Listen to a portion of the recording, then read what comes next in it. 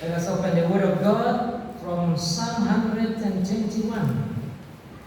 I will read for you all. Saya akan membaca bagi saudara-saudara sekalian.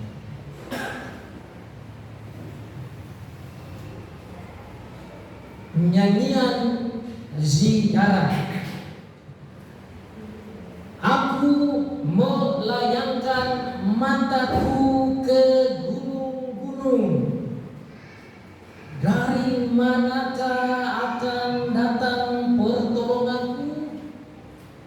Pertolonganku ialah dari Tuhan yang menciptakan langit dan bumi. Ia takkan membiarkan kakimu goyah, penjagamu tidak akan terlelap. Sesungguhnya tidak terlelap dan tidak tertidur penjaga Israel. Tuhanlah penjagamu, Tuhanlah naunganmu di sebelah tangan kanan. Matahari tidak menyakiti engkau pada waktu siang, atau bulan pada waktu malam.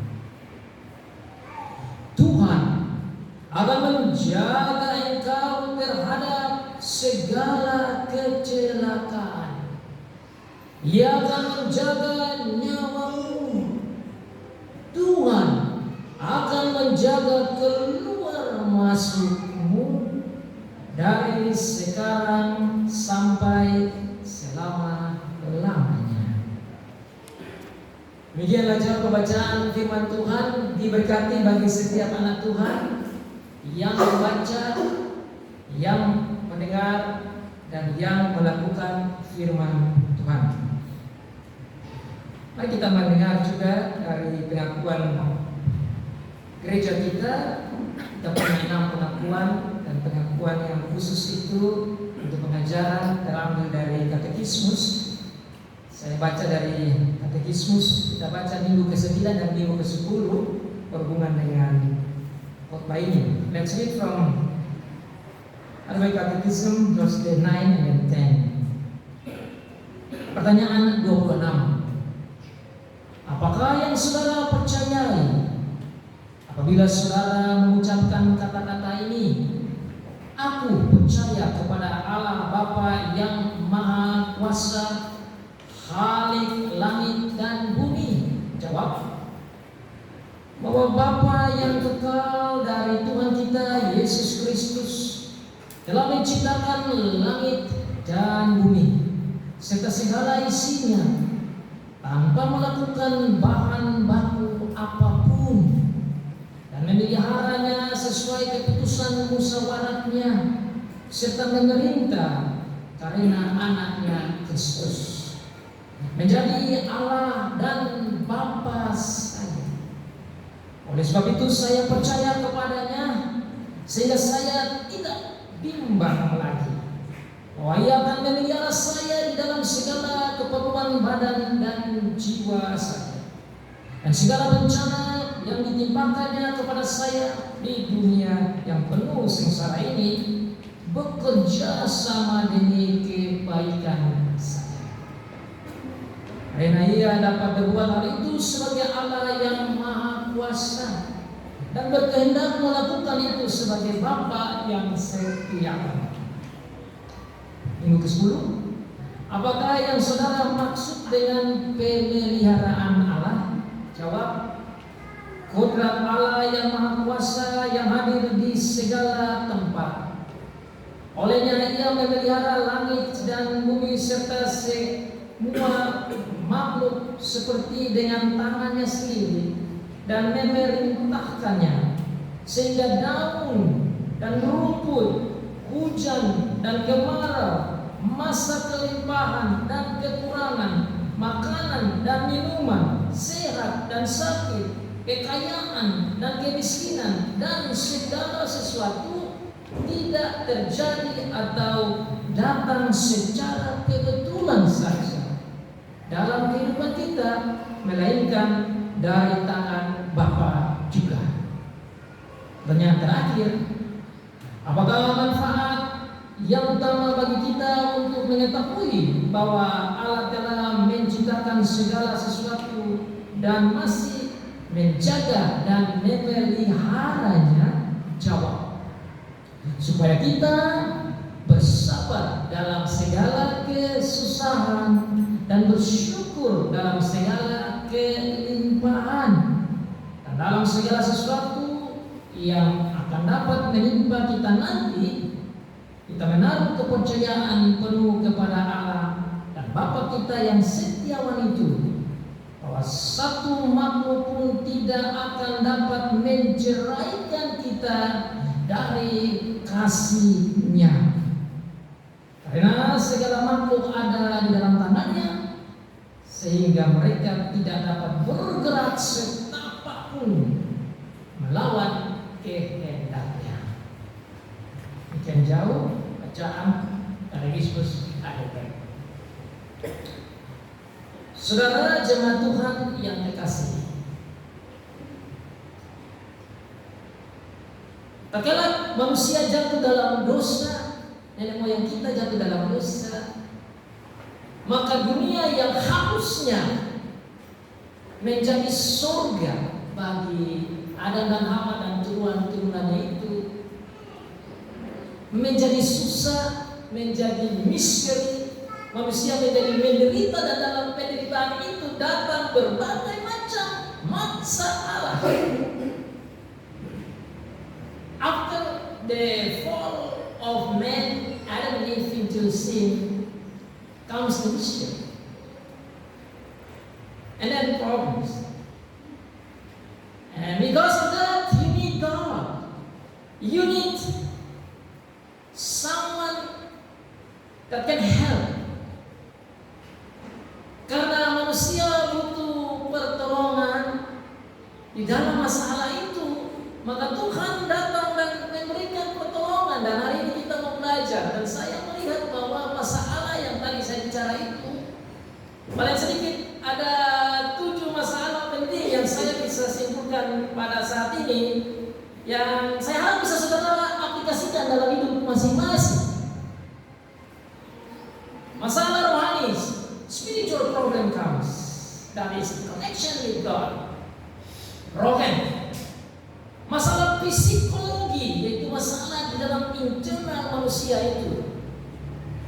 Masalah kebenaran, masalah kesucian mempengaruhi jiwa manusia. Saudara dan saya alami itu. Bersama dengan masalah spiritual dan masalah jiwa, juga masalah emosional dan masalah mental. Dan saya harap nanti kita bisa aplikasikan nanti satu persatu. Bukan saja masalah rohani, masalah jiwa, masalah mental, masalah emosional, tapi apa juga masalah fisik. Physical problems. Bersama dengan itu datang juga masalah yang lain, yaitu masalah sosial, connection dengan saudara yang lain, social or sociological problems. Bersama dengan itu datang juga masalah yang lain, masalah intelektual, masalah pengetahuan, logical, educational problems. Datang juga masalah yang lain, yaitu masalah uang, yaitu financial, economical problems. Allah nanti di situ juga terjadi masalah keluarga, bapak, anak, istri, jadi kacau. Oleh karena masalah yang tadi saya sebut, masalah rohani, masalah jiwa, masalah emosional, masalah fisik, masalah tubuh, masalah raga, masalah ekonomi, masalah education, masalah family, masalah sosial, maka masalah manusia menjadi menderita. Dan saudara saya alami itu. Dan oleh karena itu kita membutuhkan Tuhan, dan Tuhan tahu kita butuh Dia. Dan Tuhan memberikan jalan keluar bagi bangsa Israel dan saudara saya dalam Mazmur yang kita baca tadi. Katakan bahwa penolong mereka yang luar biasa itu adalah Tuhan. Itulah tema kita. That is the theme from our sermon today. Yahweh is The amazing helper. Yahweh is the amazing helper. Tuhan Yahweh adalah penolong yang luar biasa. Itu bagi Israel waktu itu dan sekarang. Biasanya saudara, pendeta berkhotbah ada 1 poin, 2 poin, 3 poin. Pada hari ini saudara, karena saya lihat jemaat berseri-seri, maka saya siapkan 7 poin. 7 poin ini akan menolong saudara dan saya untuk tadi menghadapi masalah-masalah yang saya sebut tadi. I have 7 points. Usually the pastor repeats at least 3 points. Poin yang pertama, saudara, kita akan belajar bahwa Dia adalah penolong yang maha kuasa, yang tadi. Yang kedua, kita akan belajar bahwa Dia adalah penolong yang tidak tidur. Yang ketiga, Dia adalah penolong yang tidak terlelap. Yang keempat, Dia adalah penolong yang selalu ada di samping kanan kita. Yang kelima, Dia adalah pelindung. Yang keenam, Dia adalah penjaga yang ada di samping kita, dekat sekali kita. Dan yang terakhir, Dia adalah penjaga yang setia sampai selama-lamanya. Semua ini saya ambil dari ayat per ayat yang kita bacakan. So I take all these 7 points from all the verses that we just read. Yahweh is the amazing helper. Number 1, 7 points. He is the great almighty helper. Number 2, He never sleep. Number 3, He never slumber. Number 4, He is always beside us, close to us. He's our keeper. He's looking after us, and then He's being with us as the faithful helper. And it's all from the text of the Word of God. Let's go one by one. Saudara, di dalam ayat ini kita lihat, saudara lihat ayat Alkitab. Saudara jangan lihat saya tadi. Go to the Word of God. Lihat ke firman sana. Karena dalam firman ini kita baca ada mazmur yang sudah disiapkan oleh Tuhan lewat hamba-hambanya untuk dipakai sebagai mazmur berziarah, mazmur yang dipakai untuk berjalan ke tempat yang tinggi. Itu maksudnya ke Zion, ke rumah Tuhan, ke bait Allah. Mereka jalannya di atas, itu ada bukit. Itu sudah bisa lihat di firman Tuhan di sana dari Mazmur 120, 121, 122, 123, 124, 125, 126, 127, 128, 129, 130, 131, 132, 133, 134, semuanya Mazmur siara, Mazmur siara, Mazmur siara, Mazmur siara, Mazmur siara. Mazmur yang dipakai untuk memuji Tuhan dalam perjalanan menuju ke rumah Tuhan. Saudara pasti tanya ke saya, Pak, itu apa artinya Mazmur siara itu? What is the meaning of the Song of Ascents? Kalau bahasa Indonesia kurang dalam, karena bahasa Indonesia itu kata ziarah itu artinya berjalan. Di sini biasa dibilang ziarah ke kubur-kubur, itu biasa bahasa kita.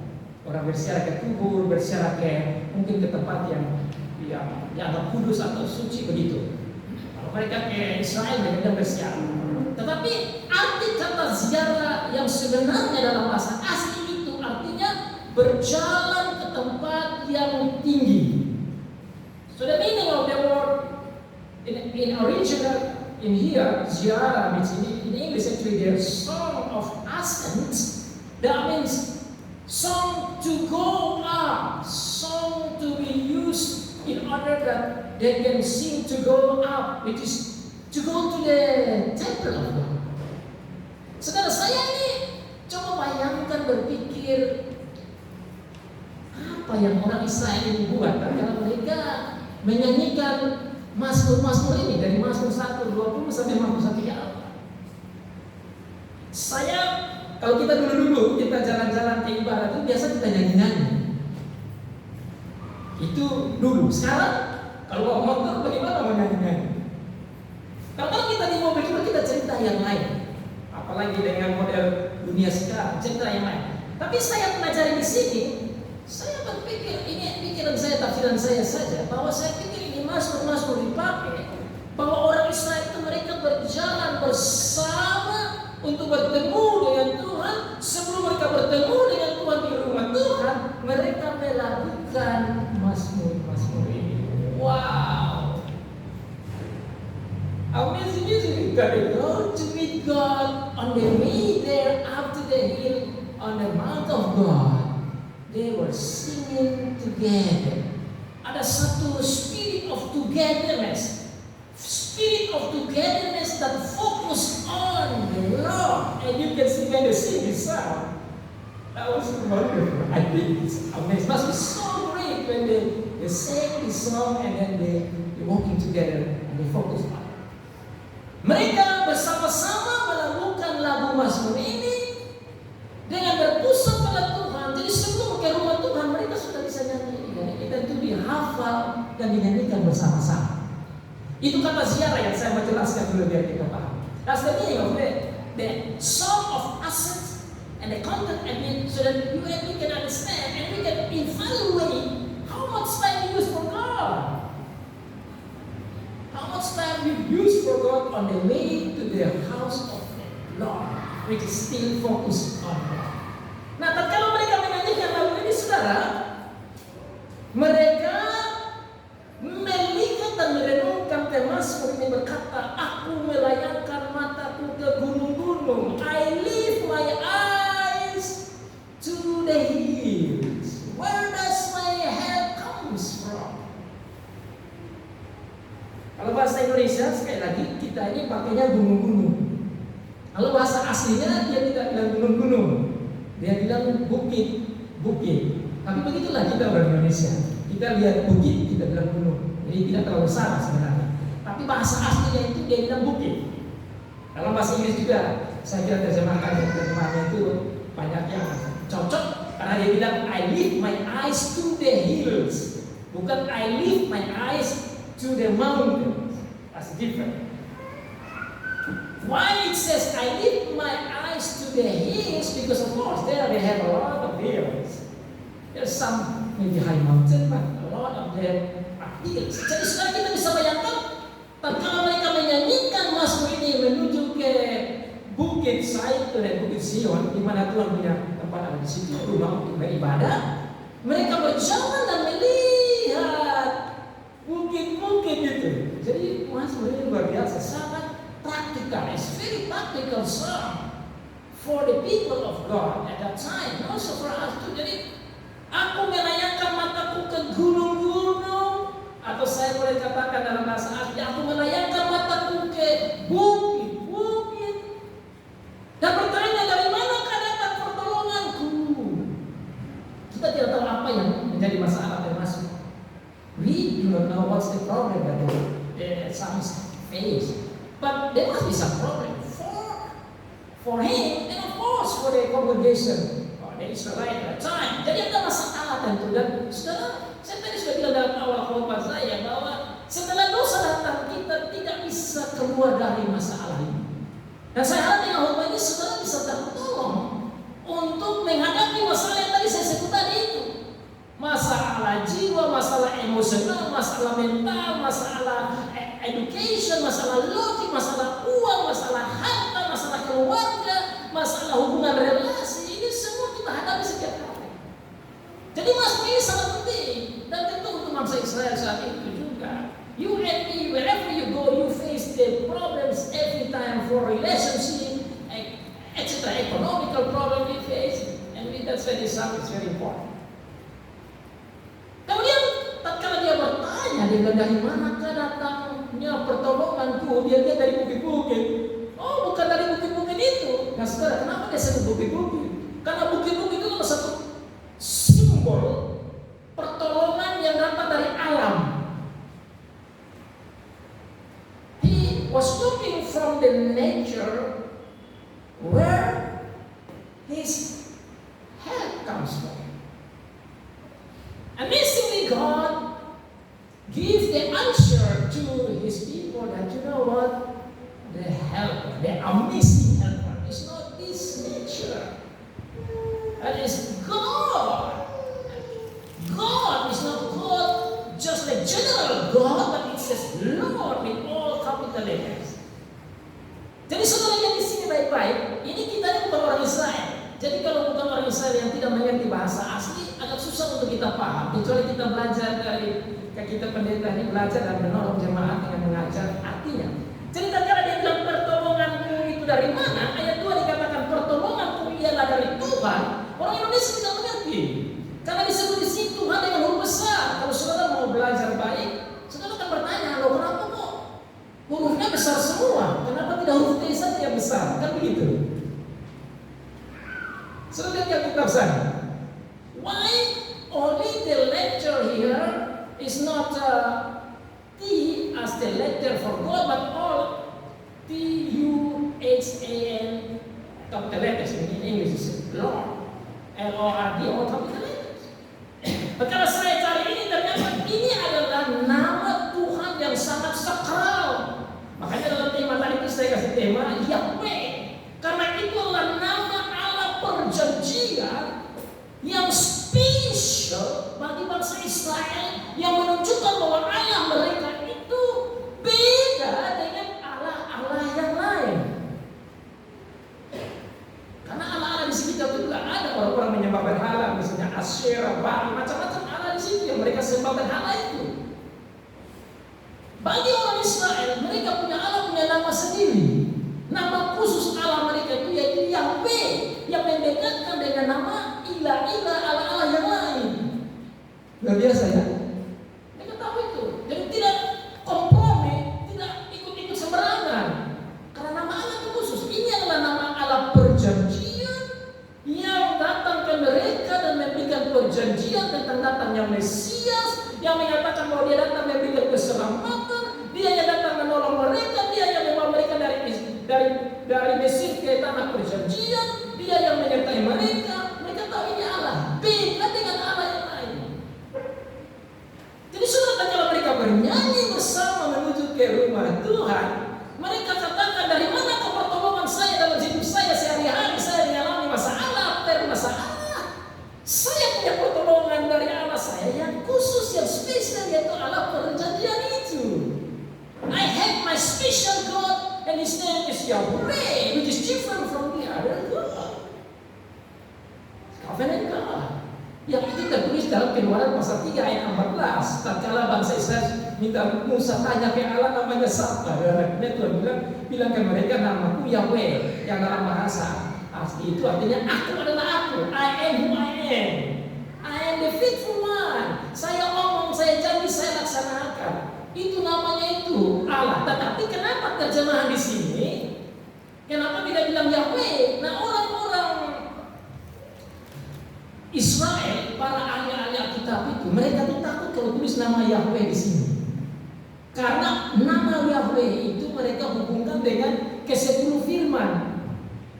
Jangan menyebut nama Tuhan Allahmu dengan sembarangan. Karena itu kalau sembarangan itu bisa dilempar mati. Mereka takut dan Tuhan bisa hukum mereka. Karena ketakutan menyebut nama Tuhan Allah Yahweh itu dengan sembarangan, mereka tidak menulis nama Yahweh di sini, tapi diganti dengan Tuhan. Nah, Tuhan itu dalam bahasa nama yang lain itu Adonai. Nah, karena kita tidak belajar bahasa Ibrani di sini, jadi saya sharing saja. Dalam bahasa asli itu Yahweh itu YHWH, tapi di bawahnya itu ada vokalnya, itu konsonannya, vokalnya di bawah itu dipakai vokal dari Adonai, artinya Tuhan. Sehingga mereka tulis Yahweh di sini, dan bahasa Indonesia itu dalam terjemahannya Tuhan. Tapi sebenarnya Yahweh, tapi dipakai vokal bawahnya itu vokalnya itu Tuhan. Nah, tadi saya bilang kita kan bukan orang Yahudi, jadi tidak bisa paham. Tapi dengan penjelasan ini saya harap saudara bisa paham bahwa yang dimaksud dengan nama Tuhan di sini adalah Allah perjanjian, Allah Yahweh yang telah memanggil mereka, menyelamatkan mereka, membawa mereka dari Mesir ke tanah perjanjian. Nah, Yahweh ini, Allah perjanjian ini, dialah penolong itu. Jadi mereka sudah paham bahwa mereka tidak lari ke ilah-ilah, Allah-Allah lain. Tapi kalau mereka menghadapi masalah, mereka pergi ke Yahweh, mereka harus pergi ke Yahweh, mereka harus berdoa ke Yahweh, mereka harus bergantung pada Yahweh, mereka harus ada pertolongan dari Yahweh, bukan ke ilah-ilah yang lain.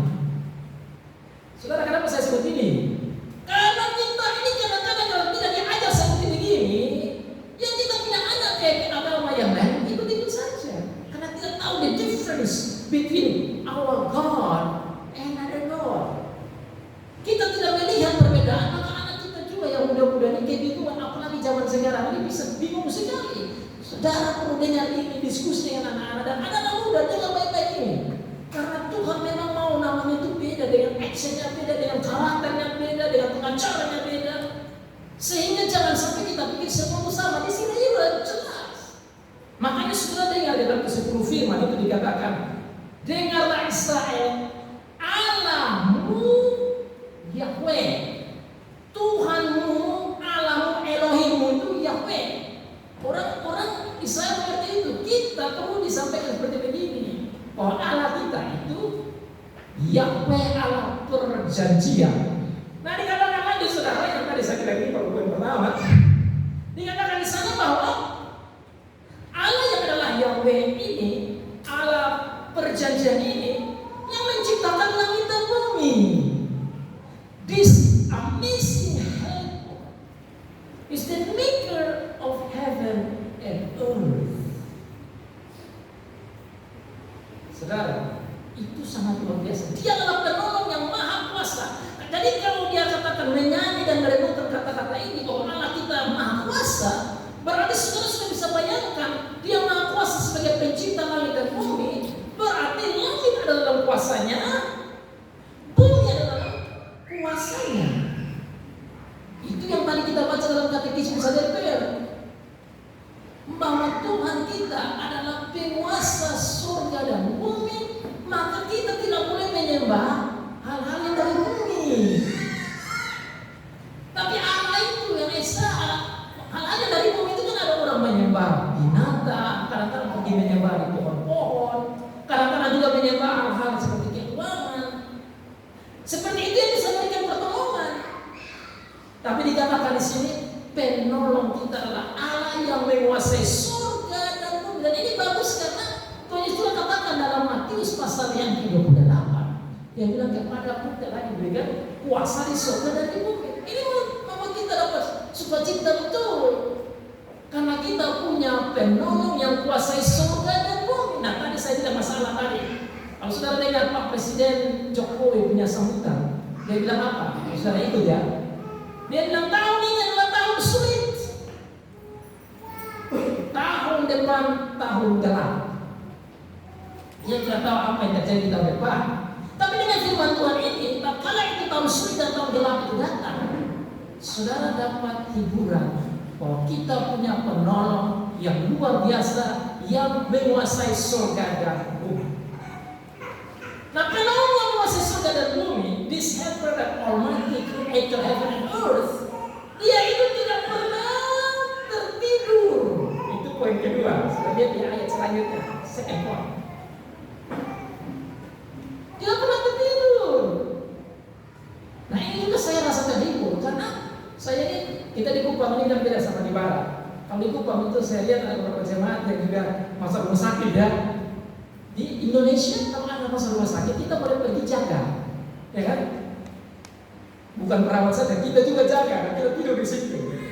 Di Barat tidak ada. Ibu dua-dua ini, Ibu Paul kan juga pernah tahu itu.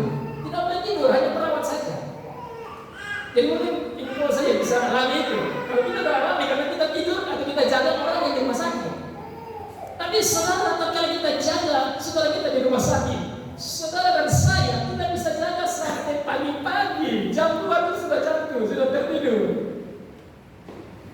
Saya pernah jaga orang sakit juga dan saya tahu waktu jam 2 jam 3 itu sudah tertidur. Tuhan bilang di sini, dia itu adalah penjaga yang tidak tertidur. Amin. We have dan looking after us never sleep. Luar biasa saudara. Ini penting bagi kita yang tua anak muda. Dengar baik-baik. Kita punya penjaga yang tidak tertidur. Oh saudara, di sini kan ada orang tua, ada anak muda, ada suami istri. Suami mungkin mau jaga istri tapi tertidur. Ini Pak Poli, Ibu dengan Pak Soman semua ada di sini. Saya kira pulang jauh-jauh, Ibu kira bisa jaga Pak sampai malam, juga capek. Pak juga jaga Ibu, tidak bisa tidur, tidak bisa. Saya juga, kita semua, anak-anak kita tidak bisa kita jaga. Kita tertidur. Tapi kita terkala tertidur, Tuhan bilang dia tertidur. Dia baik-baik saudara. Ini luar biasa firman Tuhan. Dia jaga kita sebagai penjaga yang tidak tertidur. Dan bukan saja itu, dia bilang, dia juga tidak terlelap. Hal terlelap itu artinya tidak capek. Kenapa dia tertidur? Karena kita capek. Why we sleep? Because we tired. But our God never sleep. He never slumber. Amazing.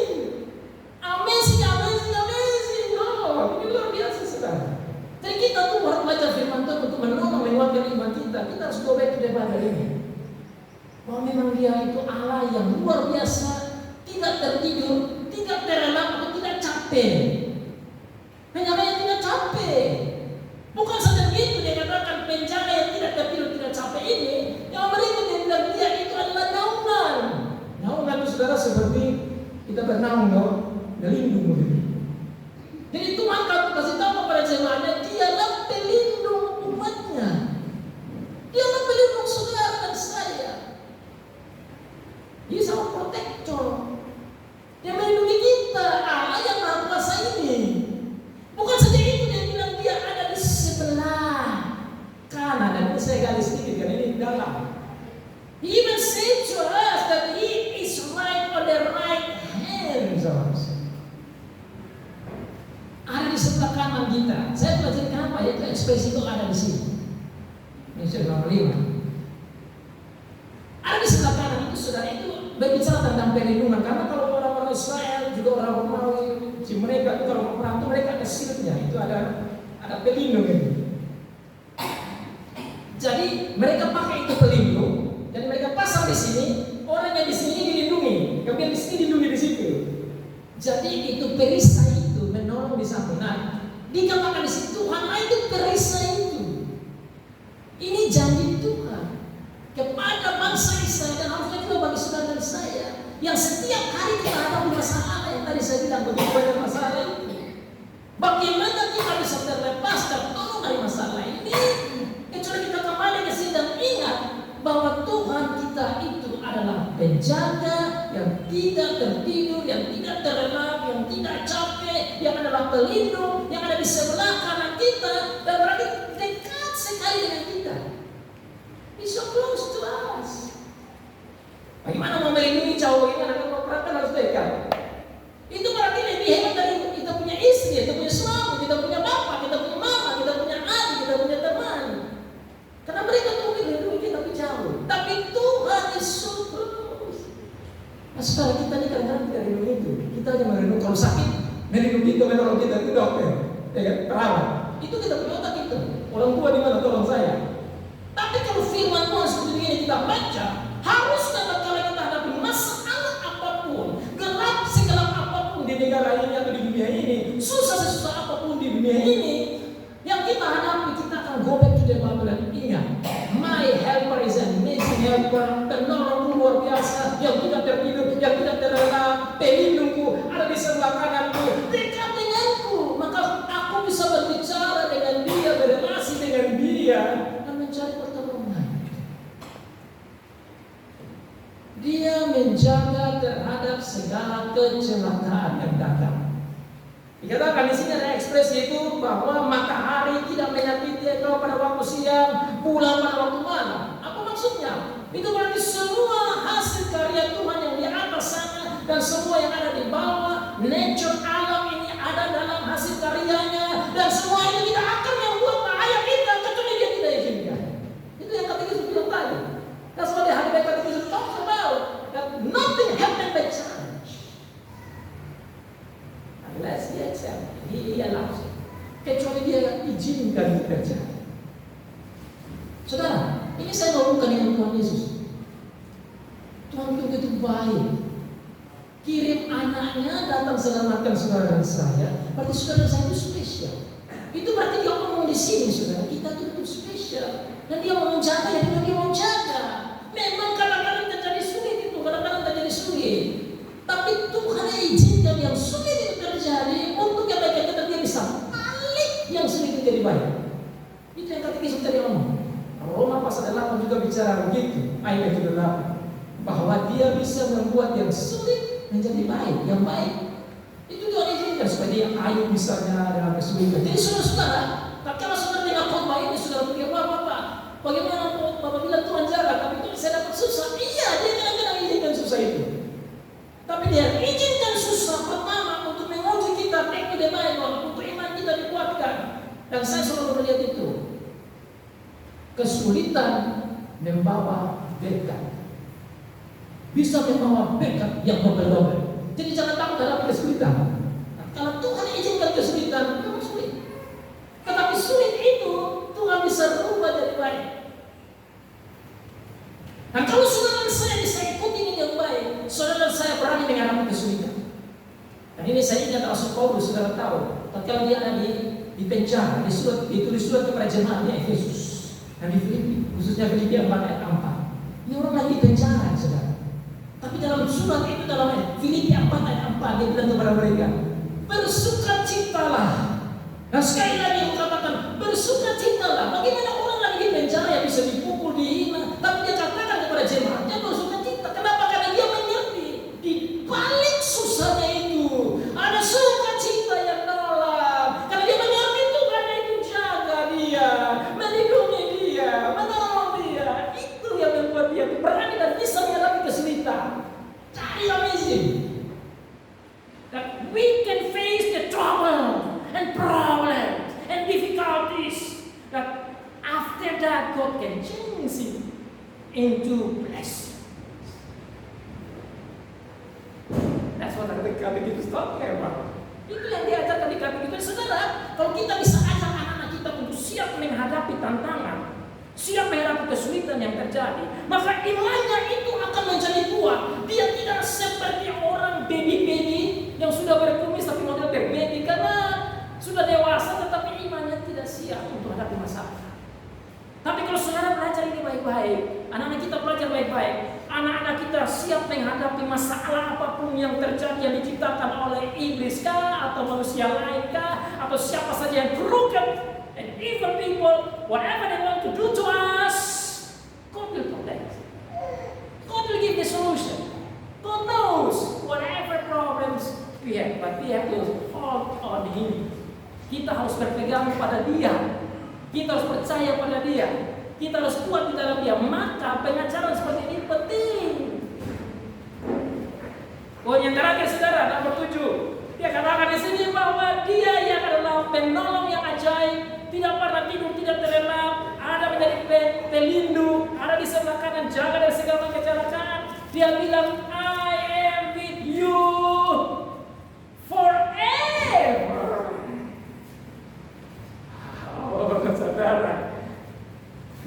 Saudara, kira-kira saya kembali lagi, saudara mungkin punya orang yang bisa jaga di rumah satpam, security. They cannot look after you forever. They can tired, slumber, sleepy, cannot protect, cannot stay with you. Sudah tidak bayar lagi, dia sudah jalan untuk penjaga-penjaga. Istri suami kita juga mau tolong kita, kakak adik kita mau tolong kita. Sebentar capek, sakit, dia tidak bisa. Selesai. But you Allah, Allah kita yang namanya Yahweh ini di dalam Tuhan Yesus Kristus itu, Dia bilang, saya menjaga engkau keluar masukmu dari sekarang sampai selama-lamanya. Istri kita boleh meninggal, suami kita boleh meninggal, kakak kita boleh meninggal, orang tua kita boleh meninggal, penjaga kita boleh meninggal, siapa saja yang baik yang bisa menolong kita bisa meninggal. Tetapi our God said here, He said, He will look after us, give us from now today. Sekarang sampai selama-lamanya. Yang dibilang apa? Menjaga, masuk, keluar. Masuk, keluar. Itu berarti seluruh aktivitas hidup kita. Masuk rumah, keluar rumah, masuk mobil, keluar mobil, masuk kantor, keluar kantor, masuk ke perdagangan, keluar ke situ, masuk belanja, keluar belanja, jualan, keluar jualan. Semua yang kita buat masuk keluar kita, artinya kesibukan aktivitas rutinitas kita. Kita ada bersama dengan Dia, dan Dia tentu lebih bersama dengan kita. Tidak tidur, tidak terlelap, tidak capek, penjaga, selalu dekat dengan kita, bukan sekarang saja, tetapi selama-lamanya. Itu yang juga Tuhan Yesus bilang, I am with you to the end of the age. Itu juga Tuhan Yesus bilang, saudara. Jadi yang Yahweh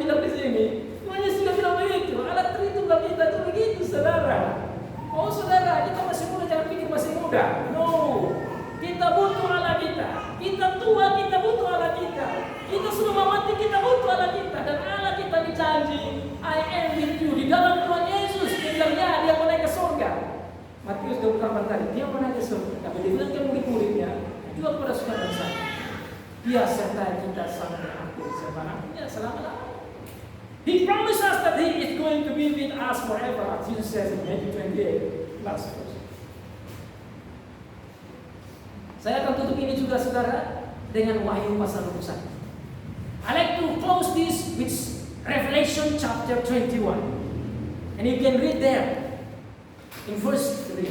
It says that God in heaven is the tabernacle of the people, being with people. He is the God for the people. And I read there, it says, Mita, Mita, Mita. That means big. And that's emphasize the word of God of our Lord Jesus Christ. Emphasize these things. Kalau dalam Wahyu pasal yang 21, saudara-saudara baca di sana, buka kitabnya Wahyu 21 ayat 3 dari kenapa? Bahwa Tuhan akan mau menyertai umatnya. Saya baca saja dalam bahasa Indonesia. Kali ini ayat penting untuk kita tutup. Tapi saya pikir saudara perlu baca baik-baik karena cepat atau lambat saudara saya akan hadapi masalah per masalah. Masalah anak, masalah suami, masalah istri, masalah kakak adik, masalah rumah tangga, masalah sosial, masalah ekonomi, masalah sosial, masalah relasi, masalah sakit penyakit, masalah jiwa, masalah mental, masalah relasi-relasi. Ingatlah ayat ini. Wahyu pasal 21, remember Revelation 21 verse 3. Lalu aku mendengar suara yang nyaring dari takhta itu berkata, lihatlah, Firman Allah ada di tengah-tengah manusia. Ia akan diam bersama-sama dengan mereka. Mereka akan menjadi umatnya dan Ia akan menjadi Allah mereka. Di dunia kita pergi ke rumah. Sekarang Dia ada di dalam kita. Dia ada jadi Allah. Tapi di surga, saudara, Tuhan itu menjadi seperti baiknya bagi kita. Dalam bahasa Indonesia tidak ada kata dengan berarti kali. Dalam bahasa Inggris itu ada with. Dalam bahasa asli yang begitu. Bersama. Itu menekankan Allah yang setia. Sekarang Dia setia, nanti juga Dia setia. Dia setia sampai selama-lamanya.